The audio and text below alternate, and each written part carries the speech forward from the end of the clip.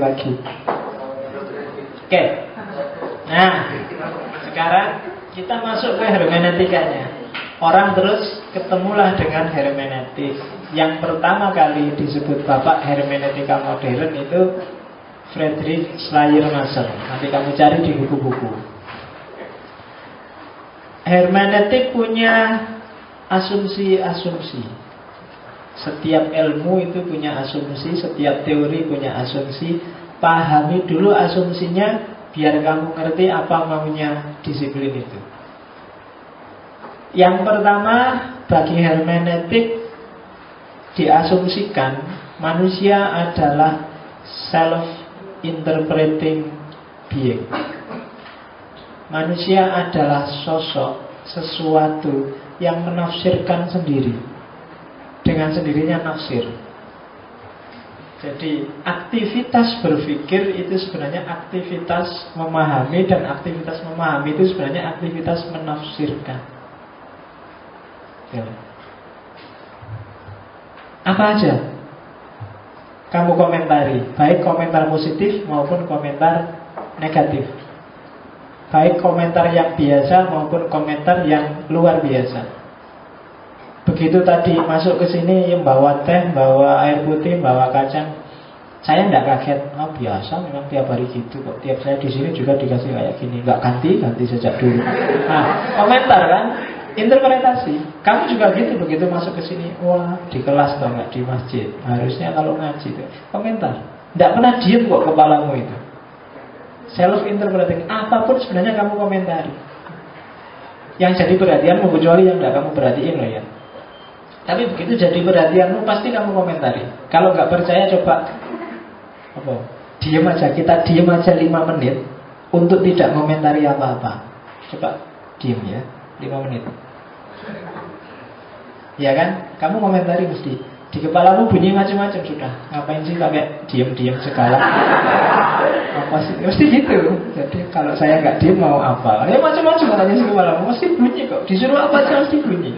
Jadi dia self-interpreting being tentang apapun. Hari pertama kuliah, dosennya masuk. Alah, dosen kok masuk? Pertemuan pertama, kosong-kosong dulu apa gimana? Komentar mesti. Seandainya dosennya nggak masuk, kamu juga komentar. Dosen dibayar malas. Ini harusnya semuanya komentar. Apa itu komentar? Ya cuma ada yang komentarnya diam-diam, ada yang terus diungkapkan. Kalau sama dosen ya mesti diam-diam di batin. Kalau berani ngomong hati-hati. Ya kan? Self-interpreting. Apapun itu, aktivitas manusia intinya aktivitas berpikirnya. Makanya itu adalah aktivitas memahami dan menginterpretasi. Dan itu kalau katanya Heidegger, ini sebenarnya dasar eksistensialnya manusia itu interpreting dan understanding. Di luar ini, kalau kamu sudah tidak memahami lagi dan tidak menginterpretasi lagi, maka kamu bukan manusia. Eksistensimu mungkin masih hidup, masih mikir, tapi bukan manusia. Orang yang manut saja itu kan berarti orang yang tidak komentar, tidak memahami, tidak interpretasi. Disuruh ke utara, disuruh ke selatan. Itu biasanya bukan human lagi. Tidak, itu bahasa humanismenya tidak manusiawi. Ya kan? Kayak bebek itu loh, bebek kan bukan manusia. Jadi tinggal ngangkat, yuk ke utara, ke selatan kan gitu. Jadi makanya jangan jadi bebek dan jangan jadi penurut, tapi dalam konotasi yang baik. Self-interpreting. Yang kedua, nah cara mengomentari tadi bunyinya bisa positif, bisa negatif tadi. Terbentuk oleh sejarah dan bahasa. Jadi sejarah hidupmu yang bikin kamu tadi komentari dosen kosong kamu anggap bagus apa jelek. Itu pengalamanmu sehari-hari. Mungkin selama ini pengalaman bahwa dosen itu kalau sering masuk biasanya semakin menyebalkan. Jadi nah itu sejarah, pengalamanmu selama ini. Dan bahasa itu dekat dengan seluas apa wawasanmu. Semakin banyak kategori-kategori kebahasaan yang kamu kuasai, biasanya semakin luas wawasanmu. Semakin banyak hal yang kamu pahami. Itu bahasa. Jadi dua yang membentukmu, luasnya wawasanmu dan pengalamanmu, itu membentukmu jadi self-interpreting being. Dan self itu tadi, kamu sudah terbentuk oleh sejarah dan bahasa. Cuma bentuk ini tidak statis, dia dialogis, dialektis, berubah terus sesuai kamu berdialog dengan siapa, berdialektika dengan apa. Dialektika dengan buku-buku revolusi, buku-buku pemberontakan, buku-buku yang mungkin hasilnya terus demo. Cara interpretasinya itu dialektika. Kemarin mahasiswa bagus-bagus terpaksa diprovokasi kakak kelasnya terus demo. Nah itu dialektikanya. Dialektika karena sering dialog dan dialektika dengan takmir masjid, ya hasilnya lumayan, dapat kacang, dapat minum, dapat lumayan kan, dialektika. Jadi hasil dialektika dengan lingkunganmu, dengan keseharianmu, itu yang membentuk dirimu. Makanya dalam agama itu kan pokoknya al-walad itu lil abnya. Jadi anak itu sesuai gambar bapaknya. Kenapa? Karena bapaknya adalah yang berdialektika setiap hari dengan dia. Bapaknya adalah pengalaman sejarahnya, dan bapaknya adalah yang ngasih dia wawasan.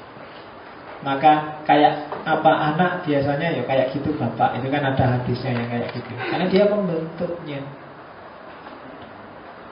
Jadi hati-hati dengan dialektika yang kamu ambil. Hati-hati dengan pengalamanmu yang kamu pilih, yang kamu anggap penting dan tidak penting. Dan hati-hati dengan wawasan yang kamu masukkan di kepalamu. Kan saya sering bilang, kalau orang secara guyon ngomong, pikiranmu ngeres mesti, itu sebenarnya enggak guyon itu. Pikiranmu ngeres itu berarti apa? Setiap hari wawasan yang kamu masukkan ke kepalamu adalah wawasan-wawasan ngeres. Iya kan? Kalau kamu tiap hari nonton film ngeres, itu maka melihat perempuan itu ya meskipun dia ditutupi dan dicadari, yang muncul di kepalamu adalah gambar ngeres. Ya kan? Orang sudah pakai cadar, pakai jubah besar, kamu seandainya, ya kan? Kamu sudah pakai seandainya, berarti pikiranmu nggak beres, ya kan? Iya. Oke, hati-hati ya. Kamu sedang berdialektika dengan file 3GP. Hasilnya ya pikiran ngerus itu tadi. Oke, dan ya itu di Indonesia kan sedang booming yang gitu-gitu. Oke ya. Terus itu asumsi tentang manusia. Terus gimana asumsinya tentang dunia, tentang realitas? Realitas sebenarnya dia berdiri tidak objektif. Tapi realitas dunia yang kita tinggali itu hakikatnya adalah konstruksi mental yang kita bentuk sendiri dengan perspektif subjektif kita. Lingkungan sekeliling kita, dunia hidup kita, itu tergantung kita. Dunia ini cerah kalau kita berpikir cerah, gambarannya seperti itu. Dunia ini suram kalau kita berpikirnya suram. Kalau tadi sebelum ngaji kamu nembak terus diterima, maka begitu ngaji dunia ini cerah. Lampu mati pun tetap cerah, nggak kebagian kacang tetap cerah. Ya kan? Persepsimu. Tapi kalau tadi mau ngaji kamu nembak dan ditolak, kebalikannya. Dunia gelap. Kamu nyampe sini duduk kayak orang nggak sadar. Ya kan? Pokoknya kayak aduh, segala sesuatu nggak ada yang anu sekalipun. Ada kacang banyak, kamu nggak tertarik sama sekali dengan kacang. Pokoknya lihat lain ketawa-ketawa, kamu merengut sendirian.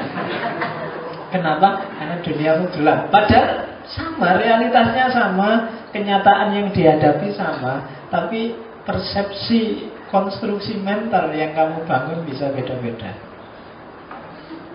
Itu dunia. Dan itu penting dalam hermeneutik. Oke, nah terus asumsi yang kelima tentang dunia, pemahaman kita tentang dunia, penerimaan kita terhadap makna yang ada di baliknya ditentukan oleh pengalaman hidup yang kita miliki. Ya kayak tadi loh, pengalaman-pengalamanmu menentukan duniamu, menentukan pemaknaanmu terhadap duniamu. Kamu pernah ngalami apa aja menentukan pemaknaanmu terhadap lingkungan sekelilingmu. Yang terbiasa bersih, kamu akan memaknai kebersihan secara berbeda dengan yang terbiasa. Lawannya bersihan itu apa? Jorok. Itu beda. Kenapa? Ya karena pengalamannya beda. Pengalaman hidupnya beda-beda. Yang sejak kecil hidup susah pasti beda dengan yang sejak kecil hidup senang. Saya pingin meneliti, nggak tahu ya kok mahasiswa dari pondok yang nggak pernah keluar, nggak pernah kenal perempuan, begitu jadi mahasiswa dan pacaran, itu biasanya jauh lebih dahsyat daripada anak-anak yang nggak tahu. Kesan saya begitu, oh ya, oh bener, harus diteliti itu, ya kan? Dengan yang sejak mungkin SD, SMP, SMA, yus koncone lawan jenis semua, pegang-pegang juga biasa, nggak ada rasanya. Tapi yang dari pondok yang nggak pernah kenal perempuan, nggak pernah kenal lawan jenis, itu biasanya lebih dasar. Dilirik, wah kamu deg-degan nggak tahu. Sementara yang biasanya tiap hari bergaul rapat dengan lawan jenis, disenggol, dipegang biasa aja, nggak ada rasanya. Tapi yang nggak pernah kenal itu karena dilirik aja sudah nah itu biasanya kalau pacaran lebih dahsyat. Nah itu kan pengalaman hidup menentukan. Nah itu sekali-sekali coba kamu teliti. Iya, lumayan. Saya nggak tahu kalau takmir gimana kalau. Ya. Yang lebih mengerikan itu sebenarnya luar biasa, tapi gayanya nggak apa-apa. Ya. Diam-diam badi mesti. Oke. Jadi mati itu. Dan yang terakhir to know, itu berhubungan erat dengan to be. Pengetahuanmu itu menentukan eksistensimu. Yang kamu ketahui menentukan keberadaanmu, menentukan perilakumu. Makanya tadi yang kayak yang ngerus-ngerus tadi itu menentukan perilakumu. Apa yang ada di kepalamu, itulah yang lahir dalam perilakumu sehari-hari. Gak bisa ditutup-tutupi. Yang sejak kecil dilatih disiplin, isi kepalanya adalah kedisiplinan, itu tiap hari tampak dalam disiplin. Tapi yang sejak, kalau nggak disiplin dia nggak enak. Tapi setelah nggak disiplin, nggak enak, kok terus diisi dengan wawasan-wawasan baru. Wah, nggak disiplin juga nggak apa-apa, ternyata nggak ada hukumannya, terus akan berubah lagi perilakunya. Yang semula nggak enak sekarang, halah nggak disiplin, biasa aja. To know menentukan to be. Kayak kamu sholat misalnya. Dulu waktu pertama belajar sholat, pengetahuanmu tentang sholat masih terbatas, maka sholatnya jadi lama. Ya kan masih lengkap itu sholat pokoknya. Takbiratul ihram, baca doa iftitah. Serius lama sekali kamu lengkap.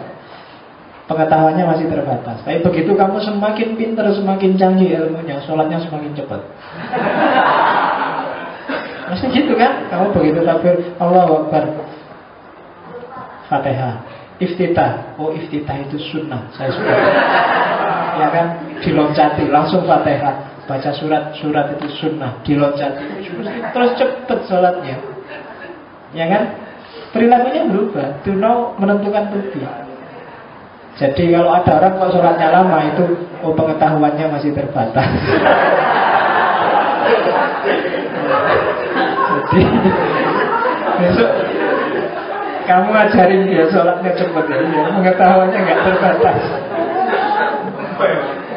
Kalau temenmu sholatnya cepat itu bagus, wawasanmu luas ternyata. Oke, jadi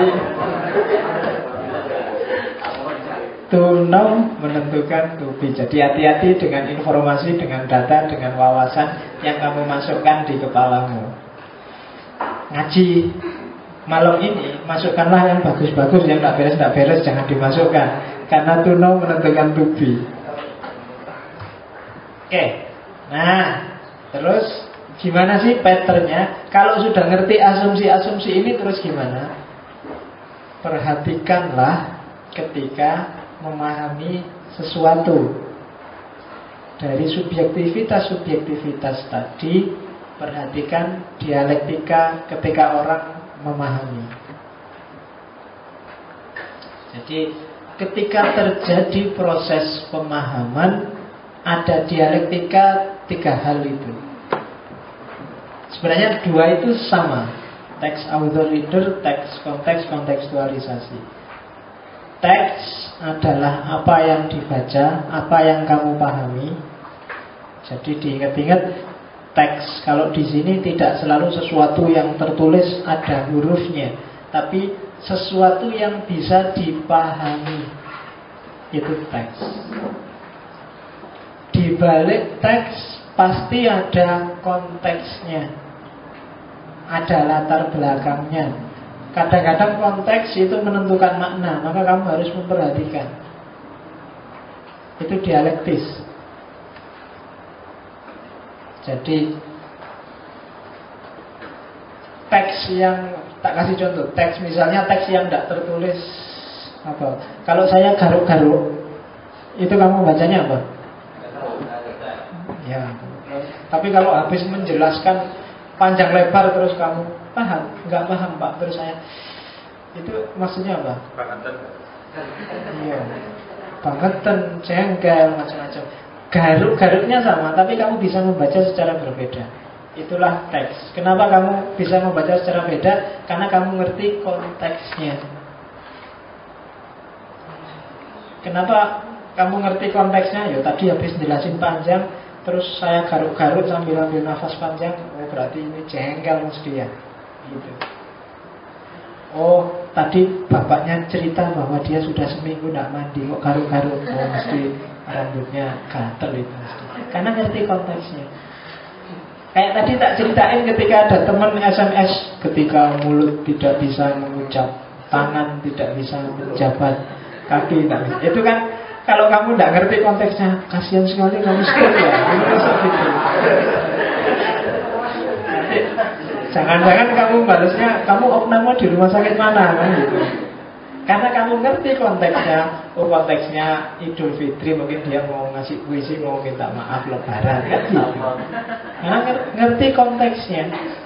Ketika konteks itu tidak dibaca atau kamu salah paham dengan konteks, itu bisa gawat. Kadang-kadang konteks justru menjadi penentu makna. Dan oh itu aja kan bisa luar biasa. Bisa karena kamu sakit tenggorokan, bisa karena kamu naksir oleh yang duduk sebelahmu, bisa karena kakimu diinjek, pingin yang injek segera sadar, macam-macam deh. Dan itu harus kamu baca dengan konteksnya, jangan salah. Ya kan? Temenmu ketawa, tiba-tiba duduk di sebelah ketawa, haha itu dibaca dulu kan, ini apa ini? Telat minum obat. Oh iya kan? Jangan kesusu di komentar. Kok tiba-tiba lihat temanmu nangis, itu kan dicek dulu, ini nangis seneng, nangis sedih, nangis juga. Karena orang seneng sekali kan kadang nangis. Orang sangat sedih juga nangis. Sebelum tahu konteksnya jangan komentar. Begitu lihat temanmu nangis, kamu sabar ya, memang hidup itu banyak cobaan, banyak ujian. Padahal dia senengnya karena baru lulus, baru wisuda. Kamu suruh sabar malah. Kenapa? Karena tidak ngerti konteksnya. Oke, jadi hati-hati. Apalagi sekarang peradaban Facebook dan Twitter. Iya kan? Posting di Facebook itu hati-hati kamu. Kalau yang baca nggak ngerti konteksnya bisa salah paham. SMS juga begitu. Kalau nggak ngerti konteksnya orang bisa salah paham. Apalagi kamu sekarang SMS-in pakai singkatan-singkatan.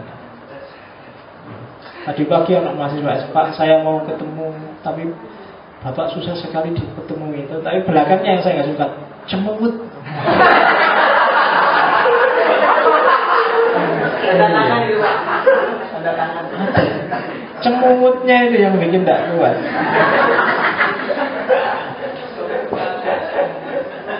Iya.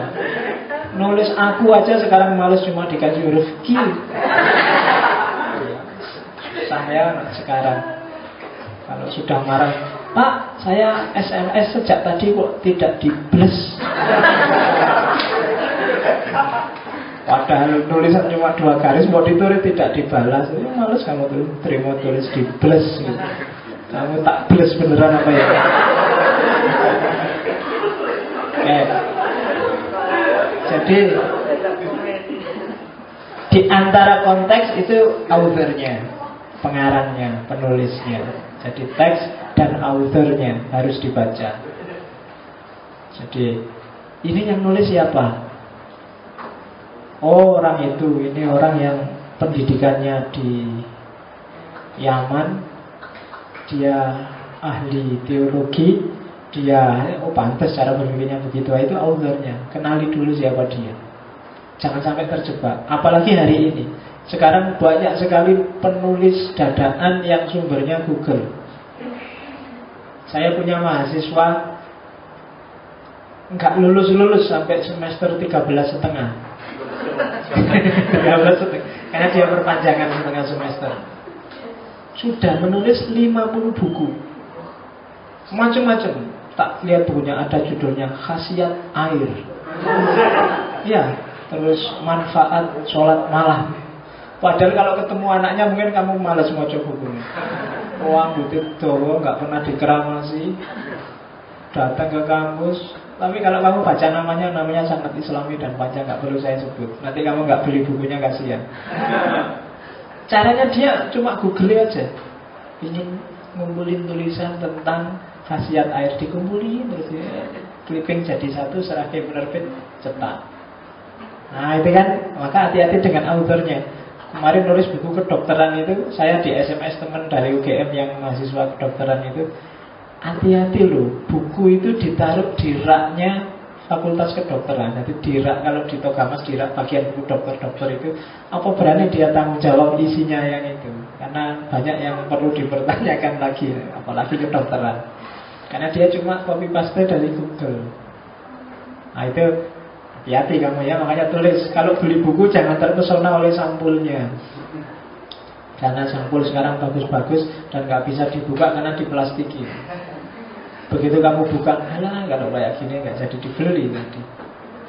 Maka ketahuilah autornya kalau mau nulis sopo ini. Karena banyak sekarang penulis pesanan. Buku yang ditulis oleh orang yang sangat benci Soeharto dan isinya memaki-maki Soeharto, itu wajar. Tapi mungkin buku yang ditulis orang yang dulu maki-maki Soeharto, sekarang kok isinya muji-muji Soeharto, nah, itu luar biasa. Nah itu author yang menentukan. Ketahuilah siapa authornya. Saya tadi nulis Filsafat Cinta, itu buku yang saya tidak puas karena aslinya skripsi. Nah orang lihat authornya, oh ini ditulis dalam rangka skripsi, pengarangnya masih belum pernah nulis, mantas isinya kayak gini, itu author. Ketahuilah siapa authornya. Dengan ngerti authornya, kamu bisa masuk lebih enak, lebih paham siapa orang ini. Oh saya nulis Nurholis Majid, kayak gimana sih Nurholis itu? Nah, itu author. Kamu lebih cepat memahami arah pemikiran di buku itu. Karena kayak tadi, author itu termasuk konteksnya, konteks dari buku. Tadi misalnya kamu lihat video orang nari-nari, itu kalau nggak ngerti konteksnya, loh di masjid kok pakai gitu-gitu misalnya. Kenapa? Dia tidak paham konteksnya. Harus ngerti dulu dengan konteksnya. Tidak boleh cuma dibaca teksnya. Karena teksnya bisa bilang, Mbah Surip itu tiap hari bilang I love you full. Tapi kan bukan berarti Mbah Surip terus jatuh cinta padamu. Ada yang basa-basi, gimana kabarnya, terus kamu GR luar biasa, wah dia perhatian padaku, padahal cuma tanya kabar gitu aja. Tapi karena kamu sudah ada rasa, terus jadi merasa dia perhatian. Kenapa kamu salah baca konteksnya? Tidak serta-merta orang yang pakai kaos sepak bola terus dia suka sepak bola. Kadang-kadang karena memang dia punyanya itu. Loh ya kan, ada orang, kaosnya Messi, kamu seneng Messi ya? Ya enggak. Dia karena punyanya itu, atau ya dikasih temennya kemarin yang itu. Bukan karena dia suka Messi. Itu gunanya baca konteks. Nah, setelah baca konteks, perhatikan juga biasanya pasti terlibat aspek kontekstualisasi. Kamu sendiri yang memahami, itu biasanya intervensi makna di situ. Readernya, bahwa konteksnya seperti itu iya, tapi terus kamu maknai apa, itu kan kamu yang masuk. Bahwa konteksnya dia cuma bilang apa kabar, tapi bagi kamu itu sudah sebentuk perhatian, berarti dia memperhatikanmu selama ini. Itu kan reader. Itu namanya kontekstualisasi. Reader. Mungkin misalnya kamu ingin, aku biar perhatian padanya, jam 12 malam kamu SMS. Gimana kabarnya? Sudah tidur apa belum? Nyenyak nggak tidurnya? Jam 12 malam orangnya. Lah kalau nyenyak tidurnya malah nggak kebaca SMS-nya. Ini author SMS ini ngirim SMS padamu maunya perhatian. Konteksnya juga dia ingin perhatian. Tapi kan kontekstualisasi reader bisa beda. Jam 12 malam ada SMS dibuka, cuma tanya sudah tidur apa belum, malah bangunin orang tidur, malah nesu. Tadi maunya perhatian, hasilnya malah marah. Kenapa? Karena reader menentukan maknanya. Makanya tadi saya bilang, hati-hati kamu posting, hati-hati kamu SMS. Orang bisa salah paham. Kenapa? Karena reader menguasai pemaknaan terakhir di kontekstualisasi. Jadi ada dialektika antara teks, konteks, dan kontekstualisasi. Itu circle, pasti terjadi. Teks harus dibaca karena teks itu jembatan yang paling kelihatan untuk ketemu makna. Konteks harus dilewati karena tanpa konteks orang bisa salah paham. Kontekstualisasi harus dilakukan karena setiap orang pasti menginterpretasi. Disadari apa enggak? Pak, saya ingin objektif Pak, tidak ikut-ikut, tidak bisa. Objektif itu kan objeknya yang bicara Pak. Ya, objek bicara tapi kan terus kamu omongkan. Dan ketika kamu omongkan itu kan berarti sudah versi. Pakai bahasamu, pakai logikamu. Makanya kalau dalam tafsir ada tafsir, saya nggak ikut-ikut Pak, ini tafsir ayat dengan ayat. Tapi kan yang nyambung ayat A dengan ayat B kan kamu. Yang bilang bahwa ayat ini ditafsirkan oleh ayat ini kan kamu. Ulama yang lain mungkin ayat ini bukan ayat ini yang tafsir, tapi ayat itu. Jadi yang satu-satunya yang cuma ngulang cuma mic dan loudspeaker. Tapi kalau manusia tidak bisa. Menyampaikan berita aja jangan ditambah-tambah ya. Itu mungkin saya 2-3 orang sudah tambah tidak karu-karuan beritanya. Ya kan? Kenapa? Ada kontekstualisasi dari reader.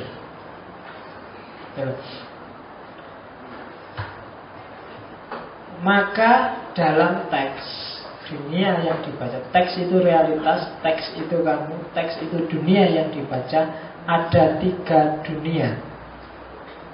Ada historical world, yaitu dunia di balik teks. Itulah konteks. Ada literary world, dunia di dalam teks.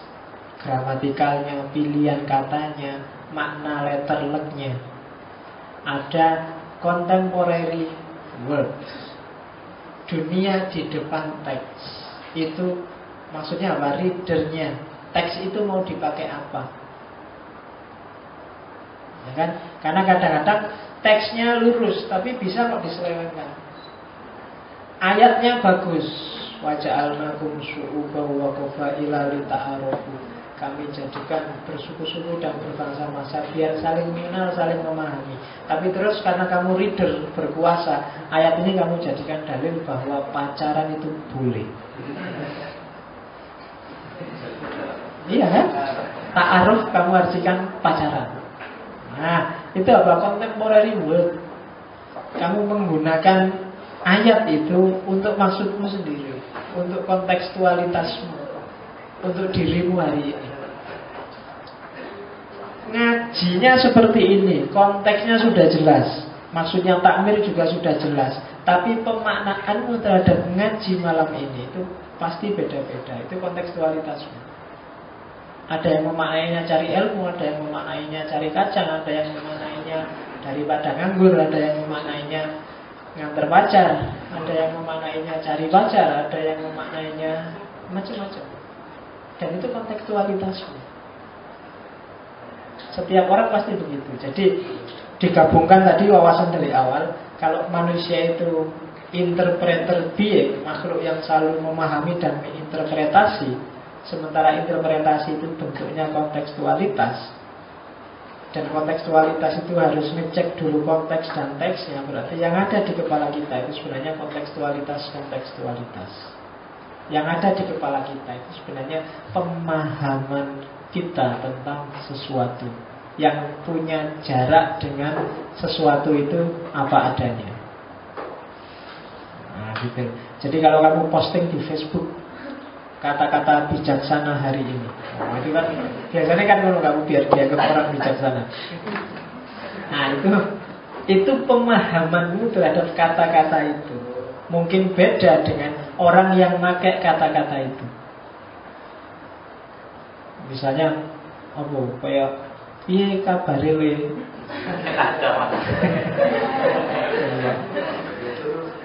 Enak zamanku toh. Nah, itu kan teksnya mungkin awalnya dan konteksnya hanya orang ingin guyon, ingin bikin joke. Tapi tanggapannya kontekstualitas yang muncul di kepala bisa macam-macam. Ada yang memang menanggapinya guyon dan ketawa, ada yang serius dan tersinggung, ada yang ala pulang kerjaan, ada yang macam-macam. Dan itu kontekstualitas masing-masing kepala.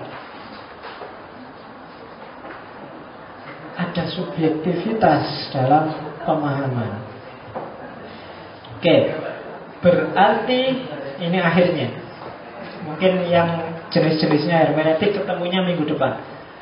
Teks punya paling tidak 5 variabel.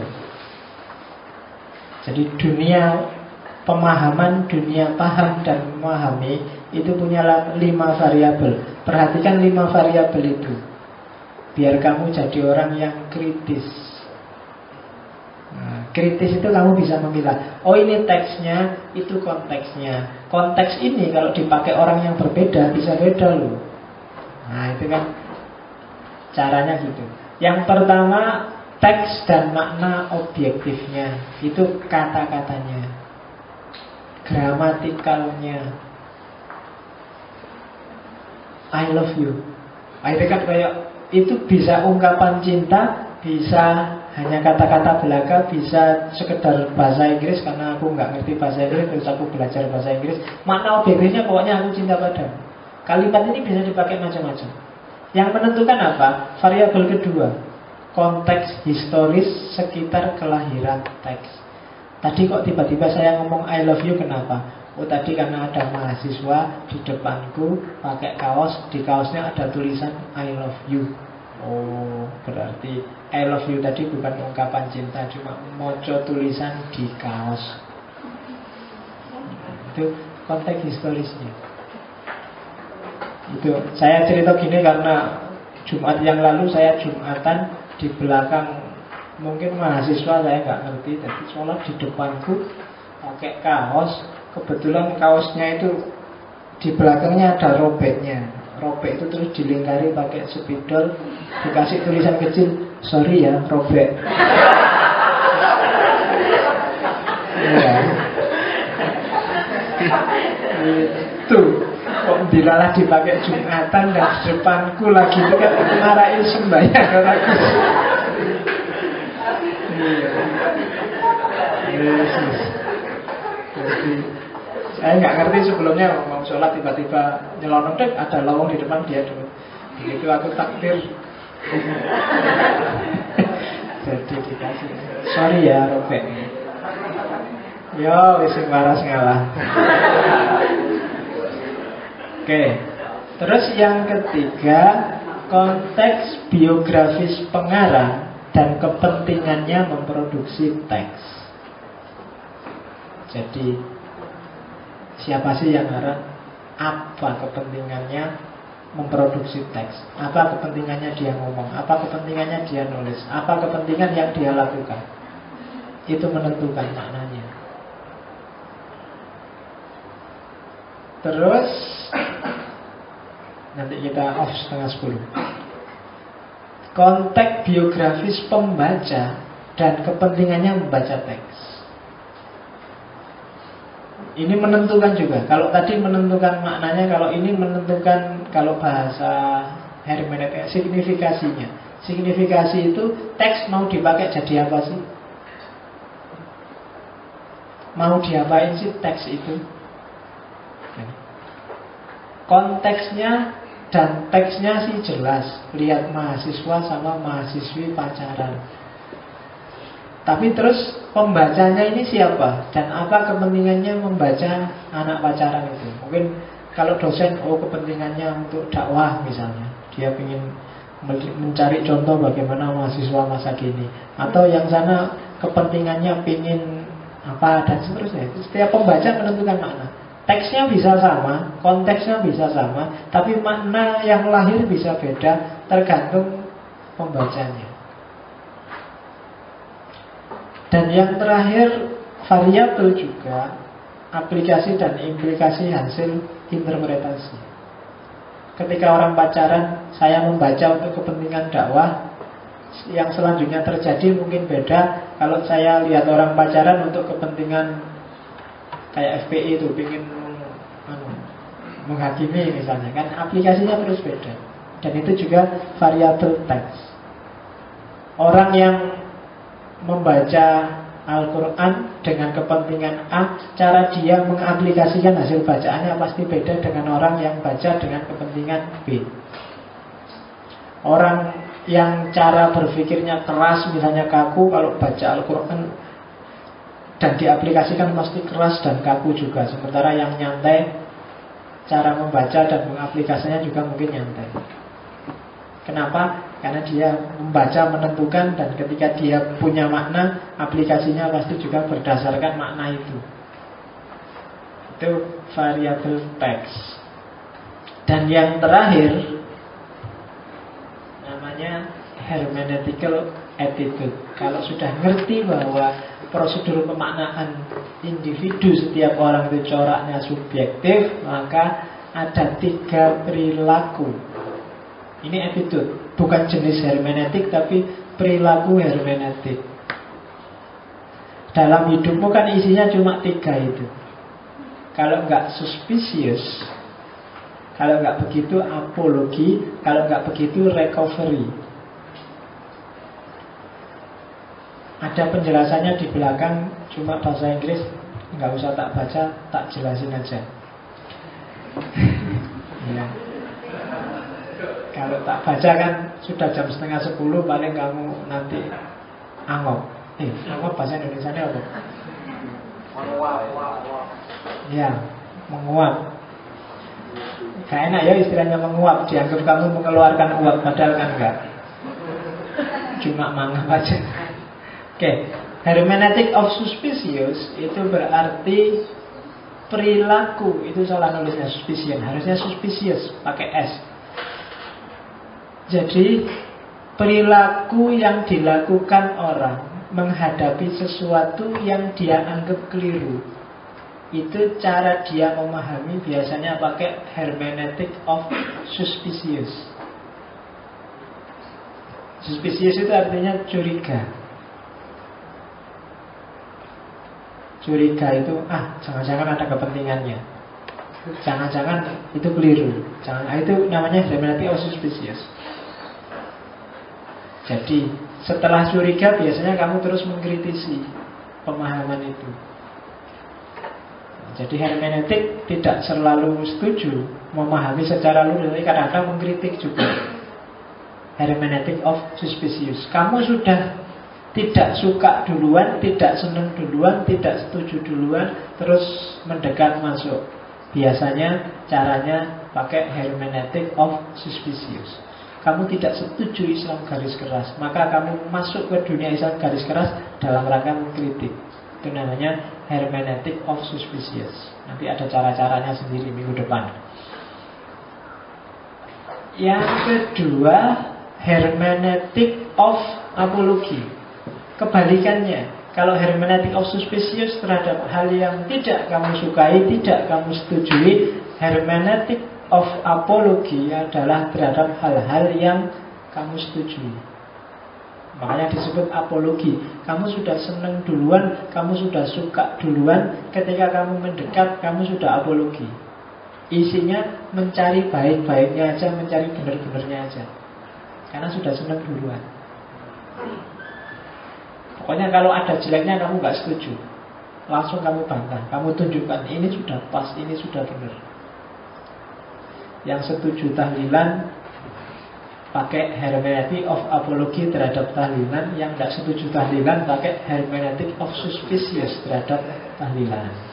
Caranya gampang-gampangan ini. Dalilnya sebenarnya sama-sama kuat, tergantung perspektifnya. Cuma yang satu apologis, yang satu serba curiga. Hermeneutic of suspicious. Jadi kalau ada temanmu kok ngeritik terus, kamu ini pakai hermeneutic of suspicious. Yo, pendeknya tambah bingung. Kalau bahasa agama, hermeneutic of suspicious itu namanya su'udon. Kalau apologi husnudon. Dianggap api, apologi itu namanya. Tapi kalau dianggap jelek semua itu namanya curiga terus, suspicious terus. Dari mana pulang malam-malam?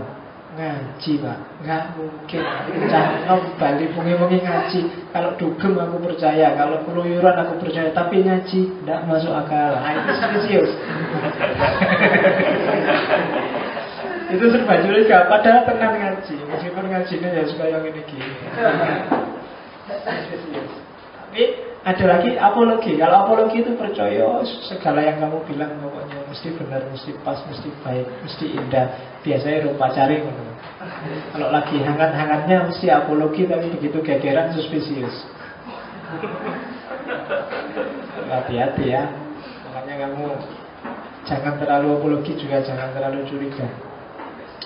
Yang terakhir, hermeneutic of recovery. Kalau hermeneutic of recovery, kamu masih blank, kamu masih belum punya perspektif khusus tentang yang sedang kamu pahami. Kamu bukan tidak setuju, juga bukan setuju, kamu masih belum jelas duduk permasalahannya. Maka yang kamu lakukan adalah hermeneutic of recovery. Kamu konstruksikan ulang, di recovery, coba dicek lagi. Teksnya bunyinya gimana sih? Gramatikalnya kayak apa? Terus konteksnya apa? Ini siapa yang nulis? Dalam situasi apa dia nulis? Untuk tujuan apa dia nulis? Setelah tahu semua, oh ya, terus saya sebenarnya baca punya kepentingan untuk ini berarti ya. Itu kamu konstruksikan lagi semua, kamu recovery semuanya. Kenapa? Karena kamu belum tahu benar salahnya di mana, pas tidaknya di mana. Distruktur ulang. Distrukturasi ulang biar jelas. Oh, kalau permasalahannya kayak gini sih saya setuju. Nah, itu baru. Itu namanya hermeneutic of recovery. Jadi kalau besok kamu bikin skripsi, bikin tulisan dengan pendekatan hermeneutik, itu kamu bisa pakai suspicious, bisa pakai apologi, bisa pakai recovery. Meskipun kebanyakan orang pakai recovery biar jelas duduk permasalahannya. Tapi dalam konteks tertentu, misalnya agama, biasanya orang pakai apologi. Agama itu benar salah, dia harus benar. Argumen belakangan. Agama kan gitu. Kamu kan nggak mau agamamu dibilang salah. Kalau agama kok ada salahnya, dicari gimana caranya biar tetap benar. Beda sama yang kamu benci. Kamu mesti suspicious. Komunisme misalnya, bagi orang Indonesia itu mesti dicurigai. Apalagi yang dicurigai, yang dianggap mesti jelek. Budaya Barat itu kadang dianggap mesti jelek. Yang tidak suka juga budaya Arab misalnya, kadang dianggap mesti jelek. Semua yang berbau Arab jelek, semua yang berbau Barat jelek. Nah, itu hermeneutic of suspicious. Kamu ke Barat-Baratan kan gak enak, kamu gak mau. Kamu ke Arab-Araban kan gak mau. Hermeneutic of, ada orang punya jenggot aja, Arab ya, Arab di sini enggak. Oke. Kayak saya Idul Fitri kemarin kok dilalah, saya pulang itu sini ini habis sakit. Jadi habis kena merah-merah itu jadi begitu pulang masih ada bekasnya merah-merah. Begitu pulang merah-merahnya jadi agak hitam. Sampai rumah, dulu. Sekarang sudah berubah jadi orang Baduy hitam. Iya, jadi orang rumah stigmanya kalau sini hitam itu berarti kelompok yang ngamuan itu tadi. Jadi kalau sholat, jadi saya tidak tahu ya kok bisa ya orang-orang sininya sampai hitam. Mungkin kalau sholat sujudnya diosok-osok ya. Iya, dasar-dasarnya orang sujud kan kalau bekas sampai hitam-hitam itu kan ya agak susah mencernanya. Di bendung-bendungnya mungkin sujudnya sampai ya, karena sampai khusyuknya. Nah itu terus suspicious kan? Mesti ini garis keras ini, mesti gitu. Hermeneutic or suspicious. Tapi kalau yang disukai apologi. Itu bagus benar, siapa bilang salah. Ini 3 hermeneutical attitude, 3 perilaku hermeneutis. Oke, ini baru pengantar hermeneutik. Ya kamu diantarkan aja dulu, kalau masuk beneran ya bingung. Jadi hari ini kita sudah menyelesaikan pengantarnya. Minggu depan mungkin jenis-jenisnya. Jadi beberapa cara berpikir yang saya angkat dan saya anggap selesai. Baru setelah itu kita ngomong ontologinya, filsafat dan metafisikanya, setelah kita punya alat-alat ini. Oke, silahkan kalau ada komentar, pertanyaan, gugatan, komplain. Ya sudah. Mau ini Pak, bertanya sedikit tentang tadi kayaknya kurang jelas Bapak. Yang apa? Memulaikan yang tadi itu. Terus Pak. Kemudian. Nah ini. Tadi kan Bapak langsung ke kontemporer itu. Langsung Bapak ambil contoh ke yang nomor 3 itu. 1-2-nya belum. Oh ya. Podo wae jane Mas itu sama ini. Historical word, the word behind text, itu konteksnya. Di balik teks ada konteks. Dunia di balik teks itu konteksnya. Konteksnya apa dulu? Kalau ada orang mendesah-desah, itu jangan kesusu, curiga, berpikiran jelek. Itu bisa dia karena habis makan lombok banyak dan kepedesan, bisa karena dia sakit gigi, bisa karena dia macam-macam. Kamu harus tahu konteksnya. Meskipun karena pikiranmu tadi ngerus kalau ada orang mendesah, mesti ke situ. Kalau ada kalimat menggelincang-gelincang, itu mesti pikiranmu juga ke situ. Padahal coba dicek. Ya. Kalau ada kata-kata khusyuk, ini mesti hubungannya sama sholat. Enggak mesti dilihat konteksnya dulu. Kamu main catur khusyuk sekali. Bisa, itu hubungannya sama main catur kok. Enggak ada hubungannya sama sholat. The word behind text. Di balik teks, coba dicek dulu konteksnya. Karena teks yang kelihatan kadang-kadang tidak selalu secara penuh menggambarkan aslinya kayak gimana. Kelihatannya sih senyum-senyum, tapi dalam hatinya mangkel. Nah itu kan kadang-kadang bisa. Orang Jawa paling ahli kayak gitu. Tidak apa-apa teman saya gini. Tidak apa-apa. Memang kadang-kadang kayak gitu. Tapi dalam hatinya hati-hati kamu masuk. Itu the word behind text. Coba diakses dulu. Di balik teks ada apa. Yang kedua literary word. Itu teksnya sendiri. Sebelum masuk ke teks, kamu harus paham teksnya. Ya sebelum kenal konteksnya kan kamu harus ngerti teksnya juga. Sebelum ngerti mendesah-desah itu maksudnya apa, kan kamu harus ngerti mendesah itu apa. Kalau kamu mendesah aja nggak ngerti kan ya pasti nggak paham. Itu mendesah apa, menangis apa, ketawa, kan kamu nggak paham. Mendesah aja nggak paham ya apalagi mana ya nggak jelas. Jadi harus ngerti teksnya dulu. Kalau teksnya tertulis berarti ngerti gramatikalnya, mana subjek, mana predikat, mana objek. Harus ngerti literary word-nya. Kalau saya kayak gini, ini kan maksudnya apa? Enggak, literalnya apa? Jempol, kan gitu. Literalnya jempol. Kalau kamu jempol aja gak apa. Itu apa Pak? Nggak tahu ini apa ya. Nggak ngerti. Tapi begitu kamu jempol ini kan nggak semata-mata jempol. Di balik saya gini itu apa? Mungkin saya bilang top. Mungkin saya bilang jos. Mungkin saya bilang, kadang-kadang ironis kalau kontennya ganti. Kamu berapa kali bolos? Saya 14 kali, saya bolos 13 kali Pak. Top. Nah itu ngomongin top, tapi sebenarnya kan marah itu kan. Top. Itu literalnya jempol, tapi karena kontennya itu historical word-nya itu sebenarnya bukan muji, tapi yo geleng-geleng kepala itu kan. Jadi historical word dan literary word, teks dan konteks. Kontekstualisasinya contemporary word. Ada lagi ya. Tadi kan Pak Faiz mengatakan kalau setiap kepala itu berbeda-beda Pak, subjektif. Lalu bagaimana kerja hermeneutik ini mampu menampung keberagaman sehingga bisa memahami manusia itu sendiri. Soalnya tadi saya masih bingung apakah hermeneutik ini menampung keberagaman ini dalam wadah-wadah yang berbeda, atau sebenarnya hermeneutik ini menempatkan keberagaman itu dalam satu wadah. Oke. Beragam itu niscaya. Menempatkan keberagaman berarti bukan menyeragamkan, tapi memposisikan keberagaman sesuai porsi dan proporsinya masing-masing. Sesuai porsinya. Bukan berarti kamu, saya boleh beda kan Pak? Iya boleh beda, tapi yang ini nggak proporsional, kamu keliru. Yang ini nggak, berarti kayak gitu. Jadi hermeneutik itu plural, menghargai keragaman. Berarti apa? Dia tidak menyeragamkan, tidak memaksa orang biar sama perspektifnya, tapi untuk hal-hal yang beda tadi dia saling apa? Saling, oh ya kamu pendapatmu gitu, saya pendapatku gini. Itu hermeneutik.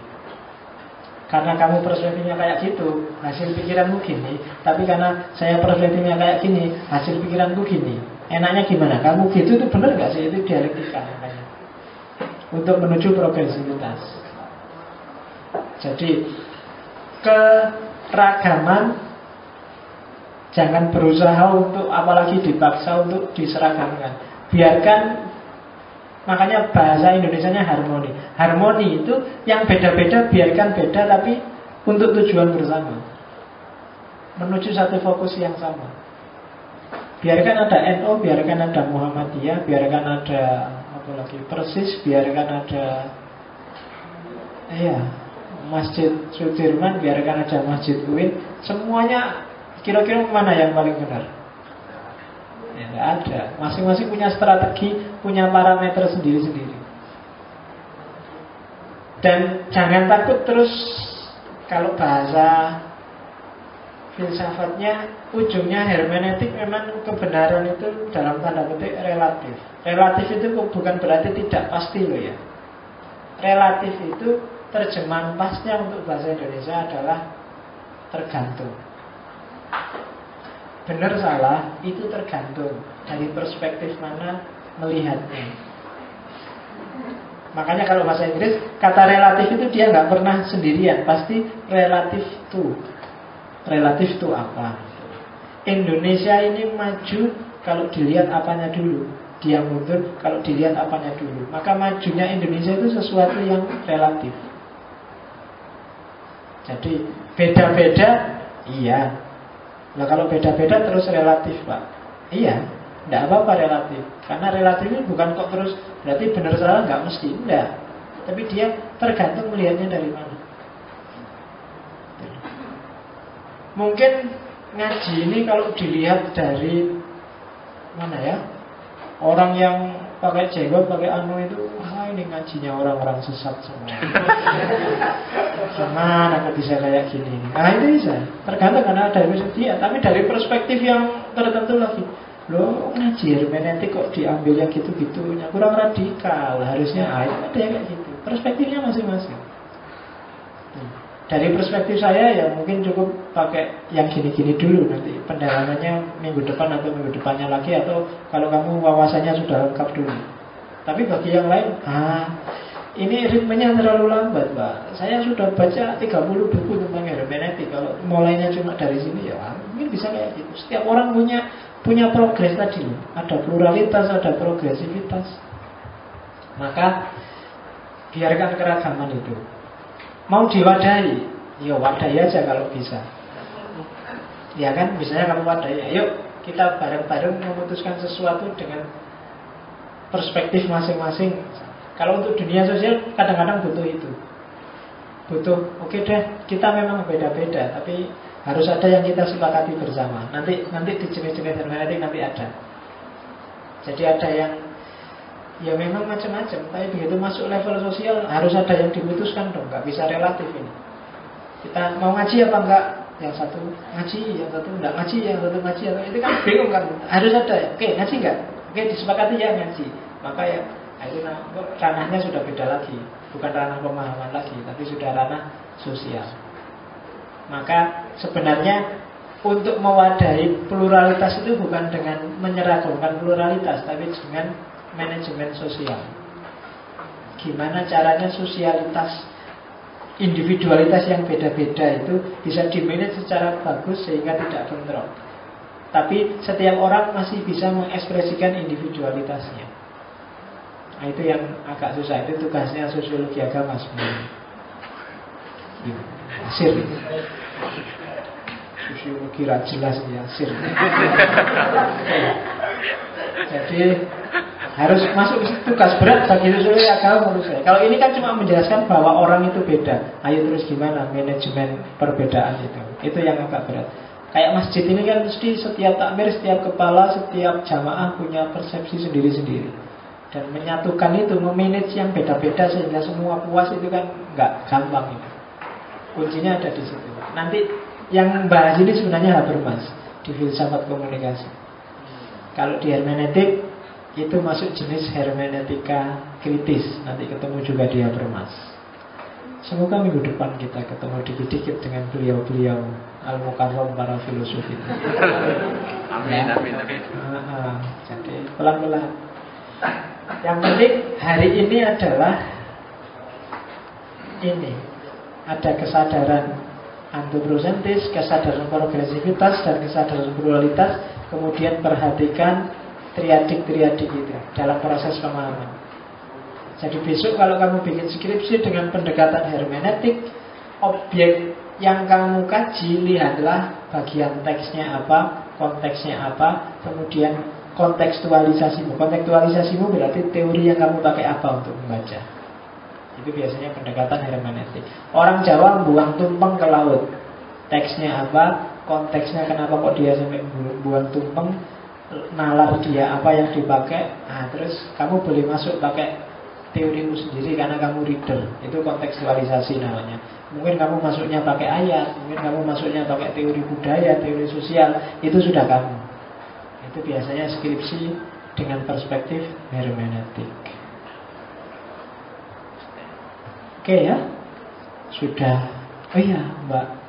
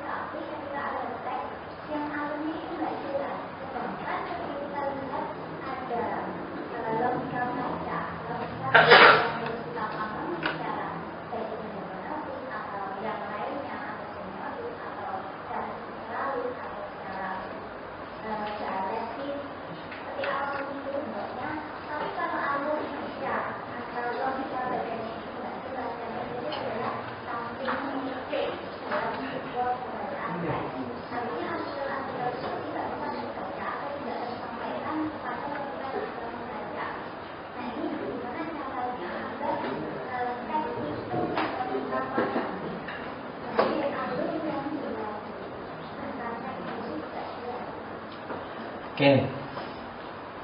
Alur yang tidak jelas, teks yang tidak terpahami. Pertama, kalau berdasarkan hermeneutik ini, pertama minta tolonglah pada konteksnya. Konteks itu mana tadi? Historical word yang ada behind the text. Jadi siapa sih yang nulis itu? Tujuan tulisan ini apa? Visi yang dibawa oleh tulisan ini apa? Itu akan sangat membantu caramu membaca teks. Kadang-kadang alurnya jelas pun, kalau kamu nggak tegas bener, ini yang nulis siapa dengan visi apa, kadang-kadang kamu salah paham terhadap teks. Itu kalau gayanya hermeneutik. Kalau gayanya semiotik, itu biasanya dilihat penanda dan petandanya. Jadi dilihat ini simbol-simbolnya dari mana, dengan makna apa, referensinya kemana. Itu biasanya orang-orang semiotik. Caranya begitu. Kalau apalagi semiotik, hermeneutik, apalagi ya yang kamu sebut?